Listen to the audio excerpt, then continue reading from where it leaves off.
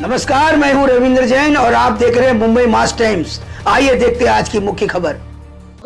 सरकार या प्रश्नावर नेहमीच सकारात्मक आहे। सरकारने वारंवार निर्णय घेतलाय। प्रत्येक वेळी जेव्हा अडचण आली त्यावेळी सरकारने निर्णय घेतलेला आहे। आणि या संदर्भात मी एवढंच सांगेन की सरकारची भूमिका पारदर्शक आहे, सरकारची भूमिका सकारात्मक आहे आणि ती भूमिका आम्ही सातत्याने मांडतोय।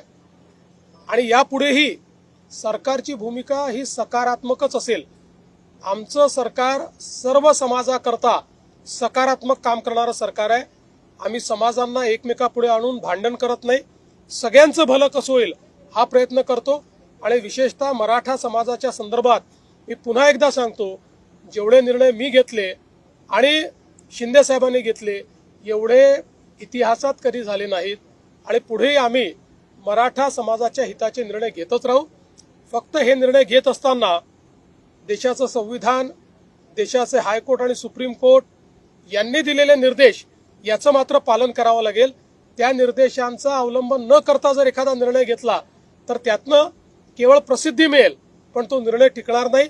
त्यामुळे संविधान आणि न्यायालयाचे निर्णय यांच्या कसोटीवर जे ज्या निर्णय आम्हाला घेता येतील त्याच्या कसोटीवर खरे ठरणारे जे निर्णय असतील ते सगळे निर्णय आम्ही घेऊ। जरांगेचं आंदोलन सुरू झालं की ओबीसी समाजामध्ये एक भीतीचं वातावरण असतं, तुम्ही त्यांना काय आश्वासन? मी असं स्पष्टपणे सांगतो, एका समाजाचं काढून दुसऱ्या समाजाला द्यायचं अशा प्रकारचं या सरकारने कधीही केलं नाही, आम्ही करणार नाही।